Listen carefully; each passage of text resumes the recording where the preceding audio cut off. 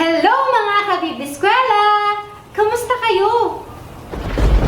Naku, narinig niyo ba ang malakas na ulan at kulog? Masama ang panahon at hindi tayo makakalabas. Pero mabuti na lang, may kasama tayo ngayon, si Tanglaw at ang kanyang mga kaibigan na sina Pasikat at Liwanag. Sila ay mga kaibigan din natin. Hello, Pasikat! Hello po, Teacher Sarah. Hi, Liwanag! Hello din sa inyo mga kabibiskwela.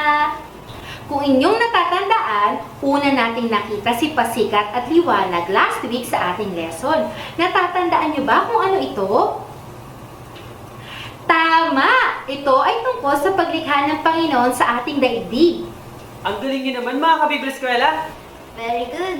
Very good. At dahil dyan, bibigyan namin kayo ng May Tama Ka Clap. Ready na ba kayo? 1, 2, 3, 1, 2, 3. May tama ka! ka!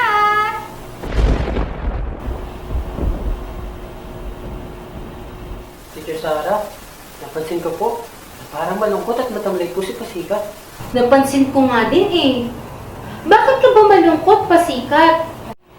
Nalulungkot po ako kasi po, hanggang ngayon malakas pa rin po ang ulan. Baha at hindi po tayo pwedeng makapaglaro. Ano pa ba, Pasikat? Pwede pa naman tayo maglaro kahit nasa loob tayo ah. Ikaw talaga.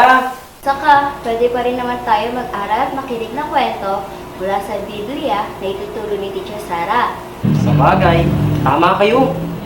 Tara, mga kabibiskwela, samahan niyo kami sa pag-aaral ng salita ng Diyos. Pero bago muna ang lahat, tayo muna ay mananalangin at mag-aawitan kasama si Teacher Jessie! Hello mga kabibiskwela! Tayo na't manalangin! Panginoon, maraming salamat po sa araw na ito. Maraming salamat din po sa pribileyo na muling makapag-aral ng iyong dakilang salita. May bagong lesson na naman po kaming matututunan. Dalangin po namin na bigyan niyo po kami ng wisdom and understanding. Sana po ay gabayan niyo po kami sa aming pag-aaralan. In Jesus' most precious name we pray. Amen.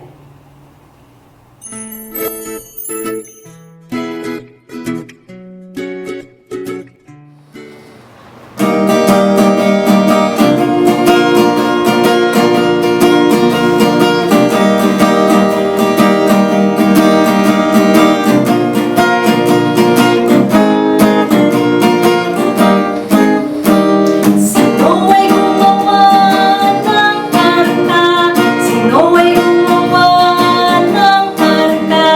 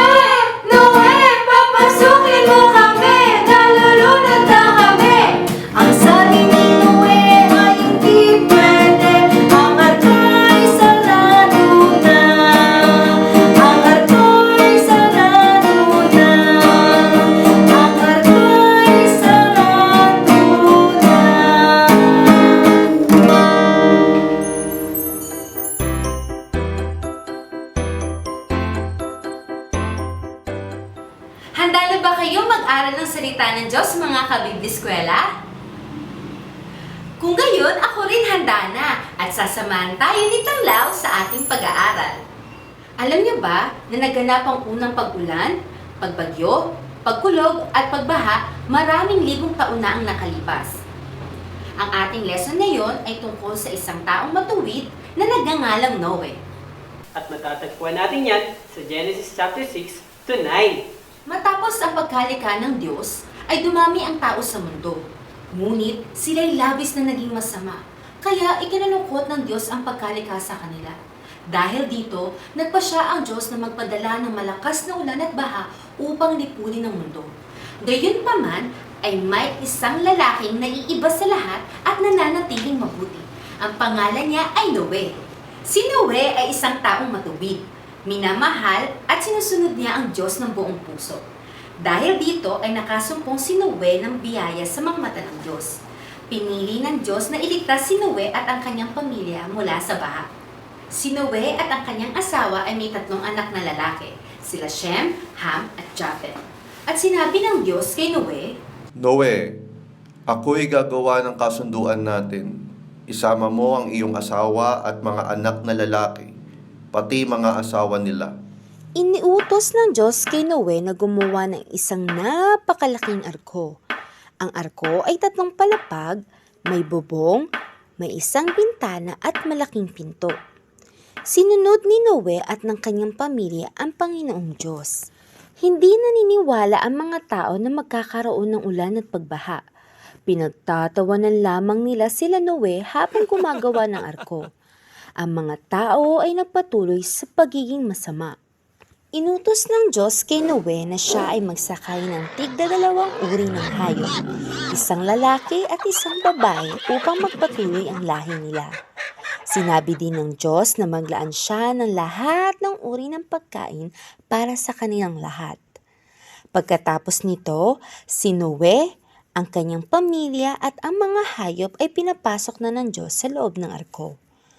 Nang handa na ang lahat, ay isinaranan ng Diyos ang pintuan nito. At nag-umpisa nang bumuhos ang ulan. Umulan ng 40 araw at 40 gabi. Bumuhos ang tubig mula sa langit at tumaas ang tubig mula sa mga dagat at lawa. Kahit na ang pinakamataas na bundok ay napasa ilalim sa mataas na baha. Nabalot ang daigdig ng baha.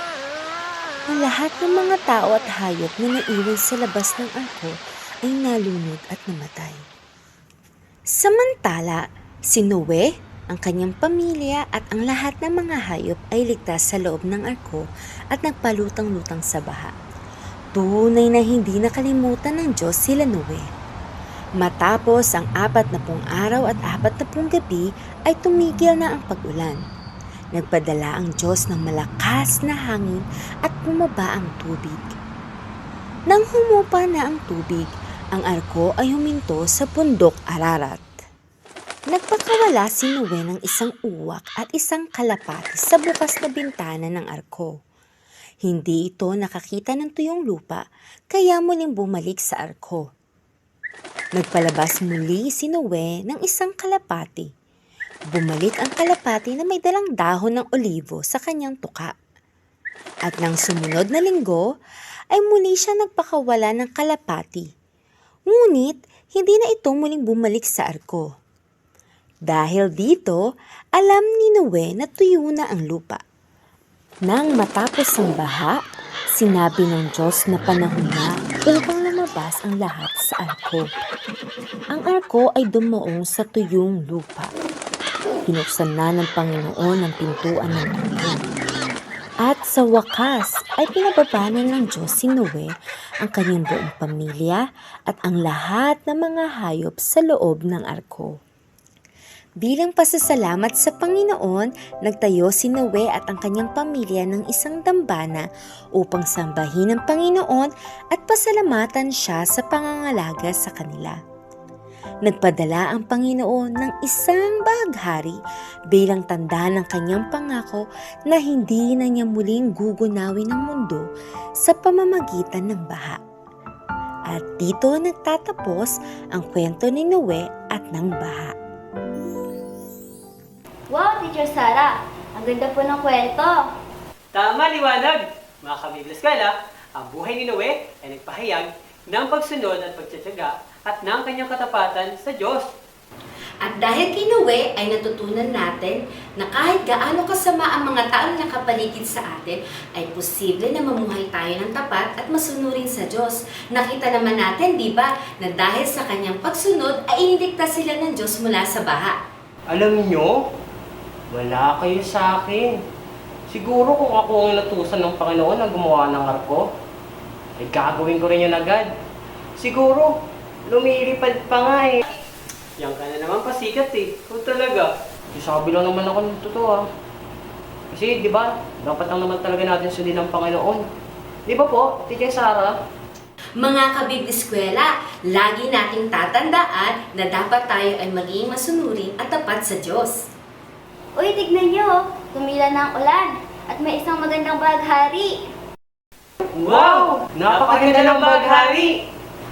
Base sa ating kwento, natatandaan niyo pa ba kung bakit may bahaghari? Opo, ang baghari ay nagsisimbolo sa pangako ng Diyos na hindi niya na muling gugunawin ang mundo sa pamamagitan ng baha. Ganun din sana ang sagot ko eh. Unahan mo lang ako. Very good naman! At kayo rin mga kabibiskwela, sana ay may natutunan kayo mula sa buhay ni Noe. Hello mga kabibliskwela! Samahan niyo akong mag-aral at mag-recite ng ating memory verse. Ang ating memory verse ay matatagpuan mula sa Genesis chapter 6 verse 22. Samahan niyo akong basahin mula sa Biblia ang nilalaman nito. The Bible says, "Thus did Noah, according to all that God commanded him, so did he." Ulitin natin ha. Thus did Noah, according to all that God commanded him, so did he. Genesis chapter 6 verse 22. Mga kabibliskwela, natutunan natin mula sa ating story at mula sa Biblia na sinunod at ginawa ni Noah ang lahat ng inutos at sinabi sa kanya ng Panginoon. At dahil dito, si Noah at ang kanyang pamilya ay iniligtas ng Panginoon. Ngayon naman, mga kabibliskwela, para mas makabisada natin ang ating memory verse, ay magtatanggal o magbubura tayo ng ilang mga importanteng salita. Exciting? Sige, ang ating mga buburahin salita ay did, Noah, all, God, and commanded. Subukan natin i-recite mga kabibliskwela nang wala ang mga salitang iyon. Genesis chapter 6 verse 22.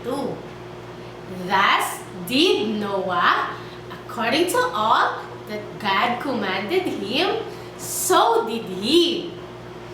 Wow! Very good! Ang gagaling ninyo mga kabibliskwela. Good job! Mga kabibliskwela, ang baghari ay simbolo ng pangako ng Diyos na hindi na niya muling gugunawin ang mundo sa pamamagitan ng baha.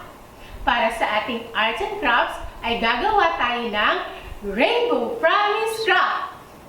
Kailangan natin ng colored paper, cotton, black marker, ribbon or yarn, white folder, and glue. Let's start mga kabibliskwela!